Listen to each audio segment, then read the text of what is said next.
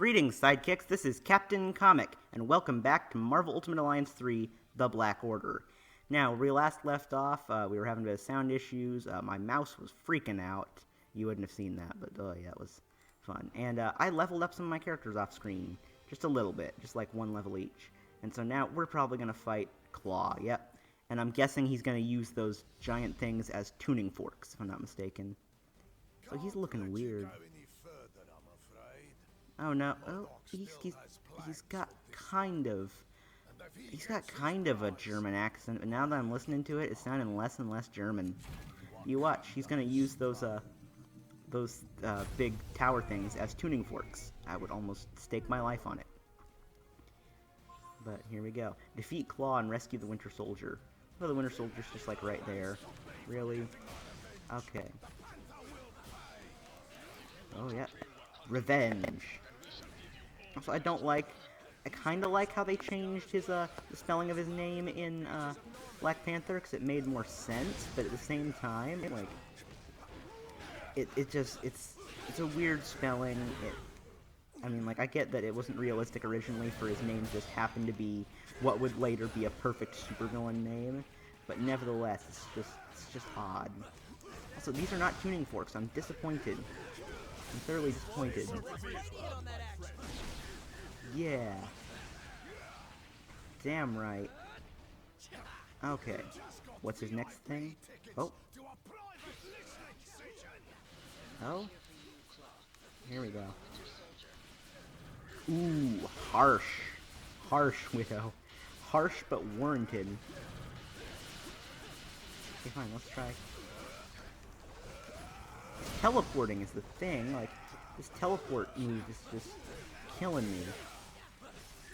Klaw is actually a lot more powerful than anyone gives him credit for. Like, they used him in kind of one of the modern Daredevil comics, and the guy just about killed him. Like, he came possibly the closest to killing Daredevil of anyone, because he used his sound to basically, like, make constant ambient noise, so Daredevil couldn't find him. He was just basically whited out his vision, and just made it impossible for him to, yeah. Also, something I think another comic pointed out is that Klaw can really hurt Wolverine because his bones are made of metal, and that stuff vibrates like you would not believe, so it just kind of, like, it's kind of like he's got like a constant ringing throughout his entire body, which, oh boy. Again, don't quote me on that. It might have been someone else with metal bones, but that's the thing. There's a lot of things that can't actually kill Wolverine. It's just a matter of figuring out what those things are, because they are some pretty oddball things. Okay, we have rescued the Winter Soldier. When the Winter Soldier first appeared, apparently, like, there was, like, some serious, like, outcry, like, you brought back Bucky? Bucky was like, ooh, that's neat. Bucky was like, because Bucky being dead, there used to be a joke that was, there are only 3 people who stay dead in there are only 5 people who stay dead, 4 people who stay dead in comics. Thomas and Martha Wayne, Uncle Ben, and Bucky. And then later when Bucky came back, they had to, like, rethink that whole joke, and yeah, apparently that was a joke among the comics community, though, because, you know, nobody ever really dies that often, it seems like. But no, Bucky used to be on that list, and then, like, nope, they brought him back. So that's... Okay, well, let's talk. I was wondering when you'd show up. Yep. I've been better. Sounds very calm for a guy who survived a plane crash and got, you know, captured by supervillains. I may be compromised. Yep, okay. Oh, so we might have to fight Winter Soldier. Okay, but what are they gonna do with the Soul Stone? I'm guessing maybe they're gonna summon, like, the souls of, like, a bunch of dead Wakandans, possibly. Oh. Ooh. Man, he's fast. Frighteningly fast. Oh, yeah. That's a lot of them. Oh, that's clever, actually. That's cool, actually. See, I like that. That's a nice kind of twist. Although, Although the fact that like they're going the whole "oh no, you leave me behind, I'll go" is like such a trope. Especially, I mean, I'm gonna mention Naruto again, but in Naruto they had like they have this thing, I call it the leave a man behind strategy. And basically the whole idea of it is that usually they'll have a squad of like 4 or 5 of them, and they'll be facing 4 people, and what will happen is the bad guys will be going, they're like, oh, they're following us, and one of them's like, okay, I'll stay behind and distract them, and then they do that, and so they run into one of the villains, and they're like, and then one of the heroes is like, oh, okay, I'll stay behind and get this guy, you keep following the other 3, and they're like, okay, so you've left them in a one-on-one fight, and then it just repeats over and over again. So then there's 3 guys left, and they send one behind, and they're like, oh, yeah, okay, so we'll leave one of our men behind, and we'll keep following the other 2, and those other 2 leave one behind. It just goes and goes and goes, and it's just the dumbest thing. How am I supposed to... Oh. How about the handy-dandy button right there? Ooh. Uh-oh. Time to... The Dora Milaje have this situation under control. No, you don't. You really don't. Bullets, yeah. Giant telepathic head, not gonna happen. Mental organism designed only for killing. Man, it feels so good for them to finally call him the organism designed for killing. Because for a while, they replaced the K with a C and started calling him mental organism designed only for conquest. Because it was more like... it was more family friendly. Ooh. Oh no. So what's he doing with it? It's funny. It's kind of ironic that they gave MODOK like the one stone that is like not even science-based, even remotely. Actually, yeah, it isn't, because like there's always that constant debate of whether souls exist or not. Not gonna get into that, but oh, we're not even gonna fight him. But yeah, that's an interesting thing. Okay. Be careful not to harm them. Yeah, I'll try not to do that with my razor-sharp claws. I hate fighting your own crew. Oh, that reminds me, Black Panther, in addition to being an Avenger, was also a member of this recent team, The Crew, which was all black superheroes. And so the thing people never seem to get about Black Panther is that he's a superhero, but at heart he really just cares about Wakanda. So really, unless you're gonna harm Wakanda, you're good. If there's so for instance, The Crew, the whole point of that was like there was some like murder in Harlem at one point, and like these girls trying to get to the bottom of it. But the thing they forgot about was that it was in Harlem, and Black Panther doesn't really care about what happens in Harlem. So the whole premise was just kind of flawed from the beginning, because like why should he care about what's happening to another country? Like he doesn't even, he has embassies, sure, but I mean he doesn't actually like really help out with the welfare of most countries. It's just like, look, is it gonna affect Wakanda? 'Cause if it's not, then I don't care. Which is hilarious. Like it's actually what makes him very entertaining, because like rather than have that unrealistic superhero method of like, I will protect everyone no matter what, he's like, look, I have a kingdom, it's my responsibility, that's what I'm gonna do. That's all I'm gonna really protect. I mean, if the world is in danger, because Wakanda is part of the world, then sure, I'll help out, but I mean, like, I can't be everywhere at once. I have responsibilities, so I'm gonna stay in my country. And you know what? That's smart. I can respect that.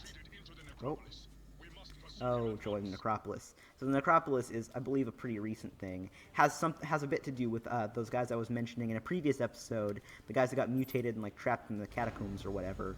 But the basic idea is it's a crypt where they keep all the ancient kings and royalty of Wakanda, and their spirits can talk to you. It's kind of cool. It's kind of like a... It's a very, like... It seems more like it should be an Egyptian thing, but it's not.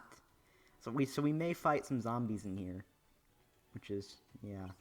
Wakanda also apparently pretty damn near zombie-proof, because in the Marvel Zombie series, Wakanda was basically like almost untouched by the zombie apocalypse. Like Black Panther, all he really did was lose an arm, and like at least half of Wakanda was still intact, which was pretty great. I mean, they did eventually get invaded again, but still, Marvel Zombies is actually, it's a pretty funny series. Like, it's supposed to be a horror series, but it ends up being more of a comedy. Because, like, these zombies all have, like, the personality, still have their original personalities, and they know they're zombies and that it's kind of bad, but they just do it anyway. And it's just, it's one of the funniest frickin' things that you can think of. Also, there was a crossover between that and Ash vs. Evil Dead, which is, again, pretty funny, because that's a, like, there is some seriousness to Marvel Zombies. Ash vs. Evil Dead ain't really a serious thing, we'll say. Yeah, we'll say, yeah, no. But yes, so Necropolis is basically the underworld, kind of, only man-made. They've never really explained how that happens. Okay, seriously, I need to get some frickin' claws up in here. Seriously, why am I... There we go. These poison gas guys, man. Like, I did not see them coming, and... I did not see them coming as like a... Oh. I'll talk about Bucky. Fun fact, back when they made the first Ultimate Alliance, Bucky, as the Winter Soldier, was still just a straight-up bad guy. And, so, in the game, like, you talk to him, and he's like, oh, hi, Steve. And he's like, Bucky? And he's like, yeah, no, I hate your guts. You left me to die, etc., etc.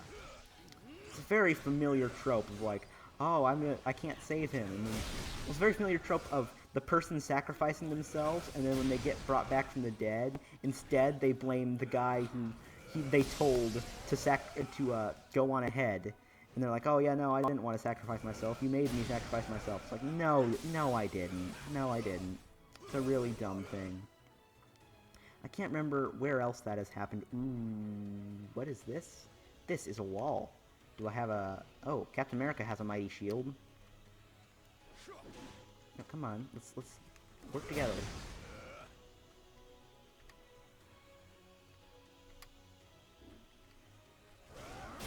There we go. No? There we go. Please? Fine, let's try. Okay, so... If Modok is as wise as he believes, come on. he would have retreated to his camp. There we go. Man, that took some serious breaking. Why was that guy just kneeling also? Was he, like, frickin' praying to the ISO-8? Oh, well, I mean, like, I wouldn't put it past A.I.M. They are a little bit nuts. They're a little bit crazy. Ooh, yeah, this is not gonna be fun. Yep.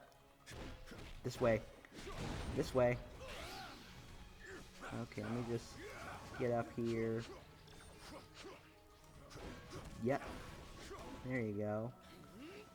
He's dead, so let's just... I'm just gonna go ahead and...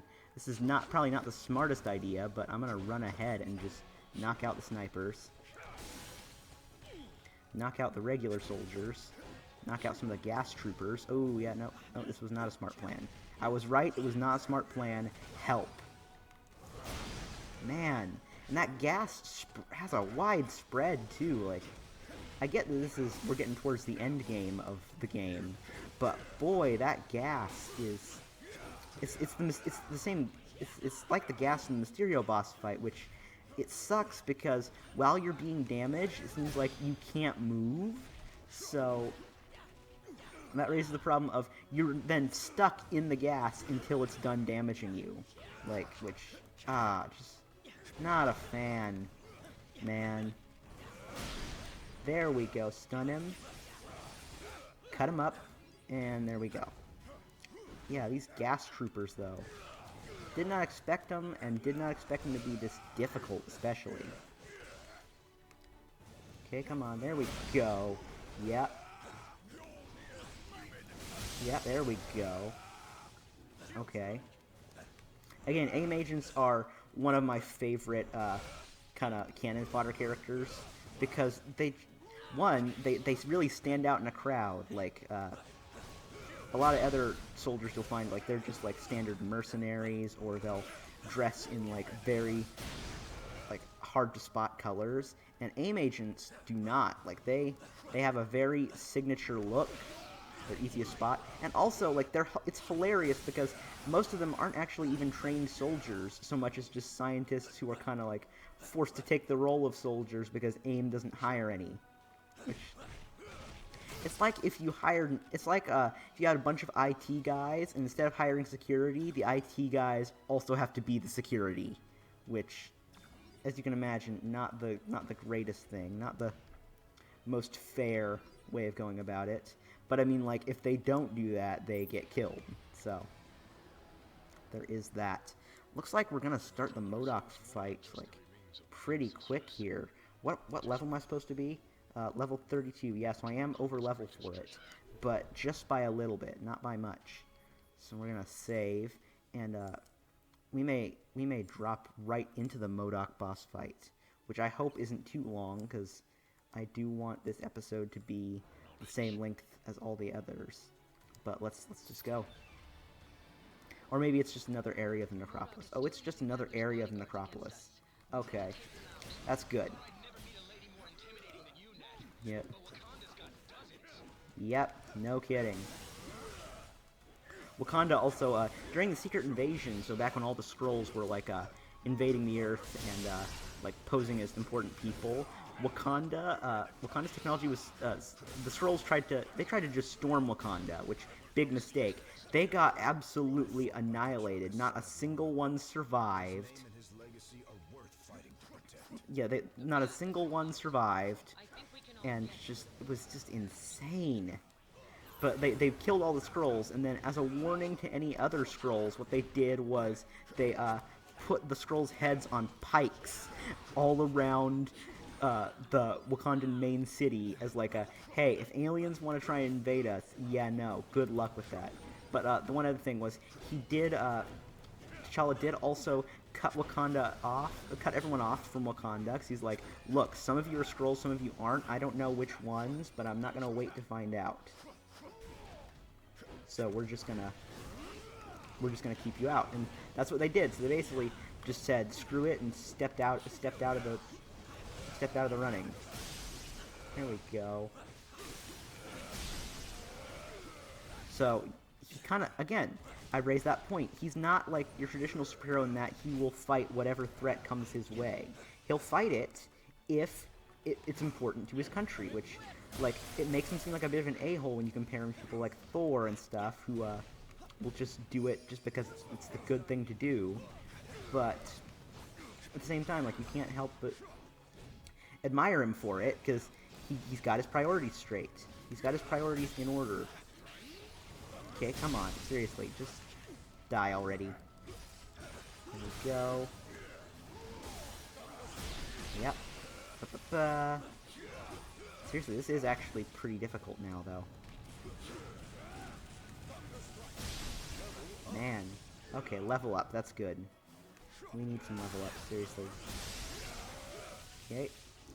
And, we're gonna switch to Cap, because he has the most health. Actually, we're gonna switch to Wolvie and grab some of this. Yeah, what character? There's a couple of characters that call him Wolvie, and it's just, it's weird. It's awkward, it's weird. And, just, you know. I think this now is where we would fight MODOK. I suspect MODOK will be just beyond this corridor. And speak of the devil. Okay, fine, let's... You know what, we'll at least watch the cutscene for the boss fight, and then we'll actually get into it next episode.